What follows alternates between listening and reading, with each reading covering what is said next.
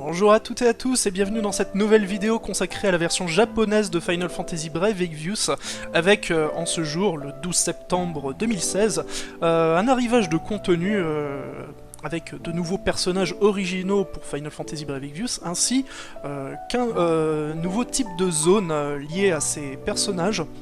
Et donc on va détailler tout ça en vidéo. On va commencer par les nouveaux personnages qui sont arrivés aujourd'hui donc. Alors je vais passer par la news qui les annonce pour en parler puisque malgré les 10 000 lapis que j'ai investis pour essayer de les obtenir, j'ai réussi à en avoir que 2 sur 4 malheureusement. Donc je ne pourrai pas vous montrer en détail toutes leurs capacités, mais c'est pas grave. On va quand même pouvoir en parler un minimum.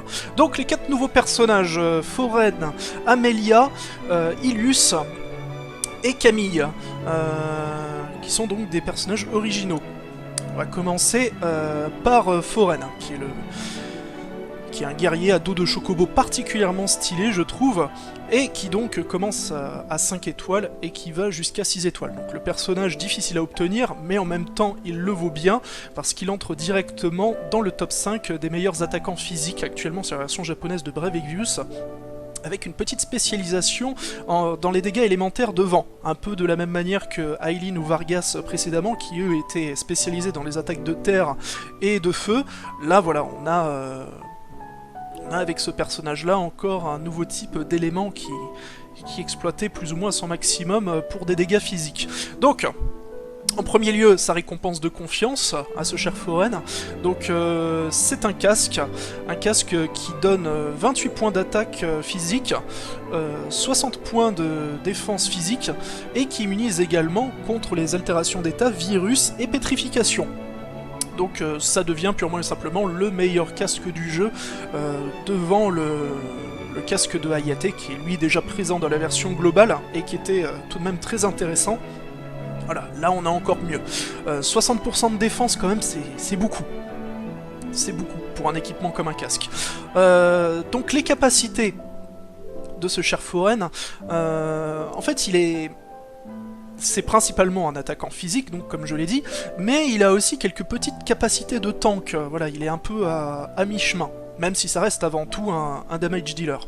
Donc il a notamment des sorts pour augmenter la résistance au vent de toute l'équipe de 70%, mais après il a par exemple une attaque qui touche toutes les cibles, avec un multiplicateur physique de 180%, qui diminue la résistance au vent de 50%, tout en lui donnant pendant 5 tours des dégâts élémentaires de type vent. Donc vous voyez, un personnage vraiment orienté sur ce type de dégâts.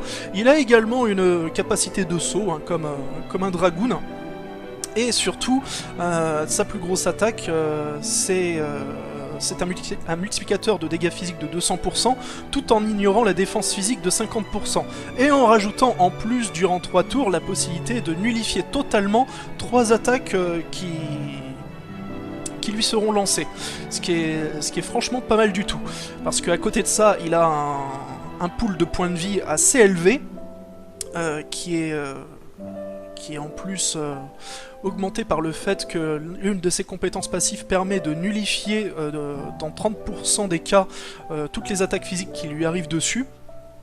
Et tout ça fait que voilà, il peut faire office un peu de tank secondaire dans une équipe. D'ailleurs, il possède la capacité provoque, donc pour attirer durant 2 tours les attaques adverses sur lui avec 75% de chance augmentée. Donc c'est assez intéressant. Et donc le fait qu'il soit dans les 5 meilleurs attaquants physiques du jeu, ça vient aussi du fait qu'il récupère des passifs augmentant énormément son attaque, puisqu'il a un passif qui augmente de 30% son attaque physique, et un autre passif qui augmente son attaque de 50% lorsqu'il est équipé de lance. Et étant donné que l'un des meilleurs personnages du jeu, Aileen, a en récompense de confiance une lance donnant 135 d'attaque, autant dire que Foren profite bien de ce genre d'arme. Ou de la guenière de Kain aussi, hein, ça, en récompense de confiance, ça fonctionne tout à fait. Le deuxième personnage, il s'agit donc de Amelia, une gueuneuse, une soubrette gueuneuse, c'est original, et elle est assez stylée. J'aurais bien aimé la récupérer, mais ce n'est pas encore le cas. Je ne perds pas espoir, parce qu'au cours de la semaine, on a encore moyen de récupérer des coupons de tirage gratuits.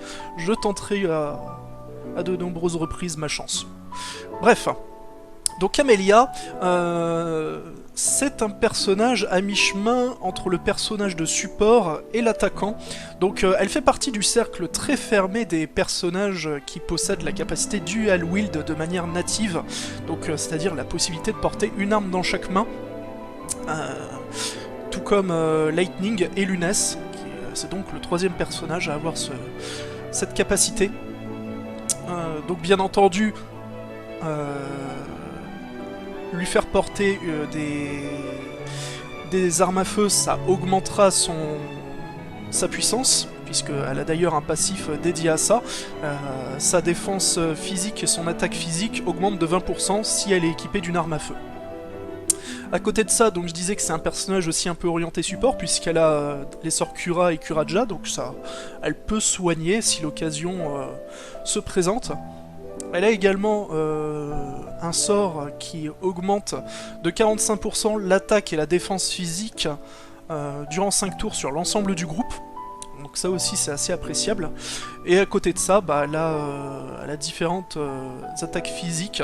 Donc notamment ce qu'on pourrait qualifier de full break, puisqu'elle a une attaque qui diminue de 30% la défense physique et magique d'un adversaire, et une autre attaque qui diminue de 30% l'attaque physique et magique. Donc elle peut servir, voilà, à débuffer un petit peu. Et sinon, elle a un sort assez intéressant qui peut la rendre assez efficace, notamment au PVP, puisque elle peut faire une AOE de dégâts physiques qui a 30% de chance de mettre l'altération d'état stop sur les cibles touchées. Donc c'est plutôt pas mal. Après, en attaque brute, la seule attaque véritable, enfin les deux seules attaques plutôt véritablement notables, c'est une avec un multiplicateur physique de 210% qui touche une seule cible et qui ignore également la défense physique de 25%. Et une autre attaque que possédait déjà King, un autre gunner, donc qui fait que elle pourra lancer entre 1 et 6 attaques selon notre chance au moment où on lance cette capacité, sachant que comme elle a la capacité Dual Wield, donc entre 1 et 6 attaques se transforme automatiquement avec elle entre 2 et 12 attaques. Voilà, donc ça peut être quand même assez intéressant. J'ai oublié de mentionner sa récompense de confiance, qui est elle aussi assez intéressante, puisque c'est une robe, alors qui, malgré son apparence, n'est pas limitée aux personnages féminins, tout le monde peut la porter. Donc qui augmente la défense physique et magique de 49 points, et également qui augmente la puissance d'attaque physique lorsque l'on équipe des armes à feu. Donc une armure idéale pour n'importe quel gunner. Bon, jusqu'à présent les gunners c'est pas une classe de personnage trop à la fête dans Brave Exvius, mais voilà, on va dire que Amelia elle fait partie du haut du panier pour ce type de rôle, aux côtés de King, et sa récompense de confiance renforce un peu ce type de personnage, donc c'est quand même une bonne chose. Troisième personnage ajouté avec cette bannière, Illus, donc qui commence 4 étoiles et qui va jusqu'à 6 étoiles. Donc c'est un personnage de support assez particulier, comme vous allez le voir. Donc déjà sa récompense de confiance, avant qu'on l'oublie, c'est une capacité à équiper dans les slots de Materia, qui augmente sa défense magique de 40%, et qui augmente également la puissance des objets de soins que l'on utilisera durant les combats. Donc là pour le coup, une récompense de confiance peut être un peu moins intéressant que les précédents personnages. Après, il faudrait vraiment voir à quel point ça augmente l'efficacité des objets de soins lorsqu'on les utilise avec cette capacité. Ça peut être particulièrement intéressant pour les éthers. Alors ce personnage, j'ai réussi à le récupérer dans les différents types de tirages. On pourra l'essayer plus tard, mais je vais rester sur cette page pour expliquer ses capacités, ça sera quand même plus simple. Donc Illus, c'est un pur personnage de support. Donc il a des passifs qui augmentent l'efficacité des objets de soins qu'il utilise. au final, avec tous ces passifs, je crois que ça augmente de 250% l'efficacité des objets curatifs. Donc ça peut être plutôt sympa.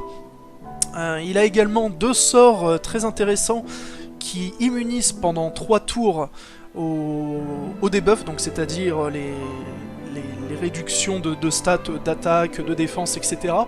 Et également un autre sort qui immunise pendant 3 tours à toutes les altérations d'état. Donc ça, dans certaines situations, ça peut être assez sympa. Ensuite de ça, il a quelques capacités d'attaque pas franchement très intéressantes, qui permet de mettre des altérations d'état, comme 30% de chance d'infliger poison, paralysie ou virus. Ça, on peut assez rapidement passer dessus. Il a par contre 2 attaques extrêmement originales, et qui en font tout de même un personnage sur lequel on peut quand même un tout petit peu compter.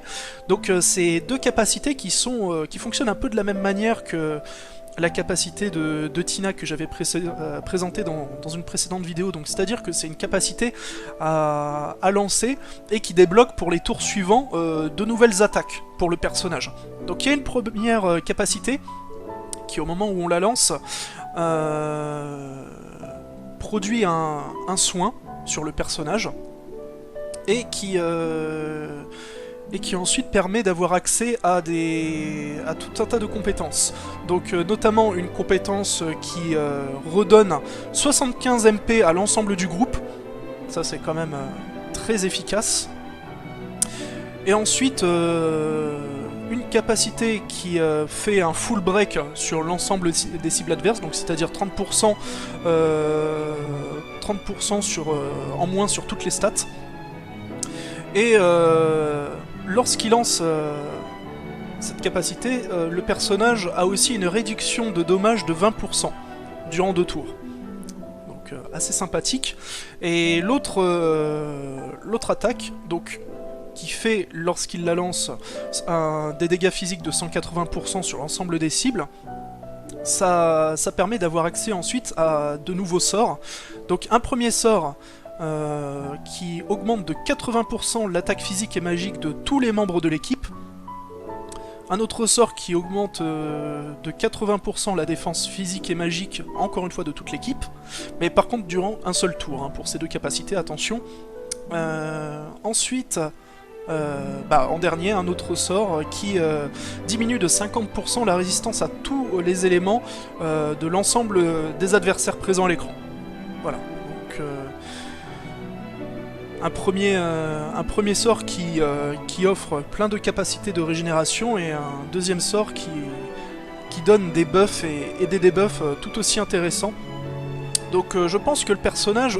Bon, le fait qu'il faille activer des capacités avant d'avoir ses meilleurs sorts, ça c'est un petit peu dommageable, mais malgré tout, je pense qu'il peut être très utile dans certaines situations.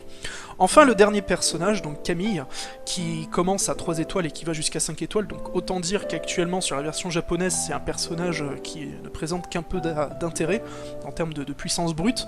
Après, il faut bien reconnaître que, à la vue de ses stats, si c'est un personnage qui sortait là tout de suite maintenant sur la version globale, ça serait le meilleur attaquant physique du jeu. Malheureusement, ce n'est pas le cas. Donc, la récompense de confiance de Camille, dans un premier temps, c'est une épée qui augmente l'attaque physique de 90 points, et qui donne aussi des dégâts élémentaires d'eau. Donc c'est déjà assez sympathique, mais cette arme donne également une capacité supplémentaire, c'est la capacité Dual Wield, donc l'équivalent de la récompense de confiance de Zidane, la possibilité de porter une arme dans chaque main. Sauf que, petite précision, il y a une restriction sur cette capacité, c'est que donc on porte cette arme dans une de nos 2 mains, et dans la deuxième main on ne pourra porter uniquement qu'une autre épée. Pas de dague, de lance, de hache, quoi que ce soit d'autre, non, juste une épée. Bon, c'est certes pas aussi puissant qu'une véritable capacité de porter 2 armes, n'importe lesquelles, dans les 2 mains, mais il y a quand même pas mal d'épées assez intéressantes, donc ça reste quand même une arme puissante qui peut être bien de récupérer. En plus, comme c'est un personnage qui commence 3 étoiles, il est assez facile à obtenir. Je l'ai obtenu en 4 exemplaires, là, en faisant mes tirages, donc autant dire que j'arriverai à récupérer à un moment ou un autre cette arme. On va passer très vite sur les capacités de Camille parce que le personnage en soi ne présente pas énormément d'intérêt. Donc avec une récompense de confiance comme celle qu'elle possède, on peut se douter qu'elle a des attaques d'eau, et c'est effectivement le cas. Elle a par exemple une AOE d'eau qui fait 180% de dégâts physiques. Elle a barrage, elle a aussi lame d'éclair, donc qui touche tous les ennemis présents à l'écran. Et à côté de ça, elle a quand même des passifs sympathiques, un passif qui augmente son attaque physique de 20%, et un autre passif qui augmente son attaque physique de 30% si elle est équipée d'une épée. Donc, bien équipée, Camille, je pense qu'elle peut quand même frapper assez fort. Mais bon, encore une fois, le personnage est limité à 5 étoiles pour le moment. Bien, voilà donc pour la présentation de ces 4 nouveaux personnages. Voilà, après, en jeu, moi-même, je ne pourrais montrer malheureusement que Ilius et Camille. Encore que Camille, bon, je l'ai récupéré, mais j'ai pas encore eu l'occasion de la monter au niveau maximum. Ilius, par contre, j'ai pu le monter niveau 100 d'un coup, j'avais stocké suffisamment de Pampa pour ça. Et donc, une fois équipé, bon, alors, plutôt orienté défensif, donc il a un pool de points de vie relativement correct, avec 2 muscle belt. Et chose aussi assez sympathique, c'est que le personnage il peut équiper des magies vertes jusqu'au niveau 4. Donc personnellement je lui ai mis les magies pour augmenter les résistances élémentaires de tout un groupe de 50%. Ça peut être utile, à voir s'il y a autre chose à lui équiper. Mais bon, ce personnage a de l'intérêt, a priori. En ce qui concerne les autres, donc Foren, lui si vous l'obtenez, mettez-le dans votre groupe, hein, il fera excessivement mal. Amelia, bon c'est une gunneuse, si vous avez des armes à feu qui valent le coup, pourquoi pas la mettre. Sinon, bon, c'est un personnage qui est dans la moyenne sans pour autant être exceptionnel. Parce que justement les armes à feu à l'heure actuelle, il n'y en a pas des masses d'extrêmement intéressantes en dehors des events et des récompenses de confiance. La plupart des armes vont aux alentours de 40 ou 50 points d'attaque. La meilleure arme à récupérer en free-to-play, c'était durant un événement précédent où on devait battre à la chaîne Bahamut, et qui nous donnait au bout d'un moment une arme à feu avec 72 d'attaque physique, et sinon le reste, c'est des armes à feu qu'on obtient en récompense de confiance et qui dépassent les 100 points d'attaque. Bref, je vais m'arrêter ici pour cette vidéo, et je vous donne rendez-vous pour une autre vidéo qui va arriver de toute façon très vite, voire en même temps pour ceux qui visionneront ça sur YouTube, où on verra Ilius notamment en action, ainsi que le nouveau contenu du jeu. Des bisous et à une prochaine pour une nouvelle vidéo concernant Final Fantasy Brave Exvius version japonaise.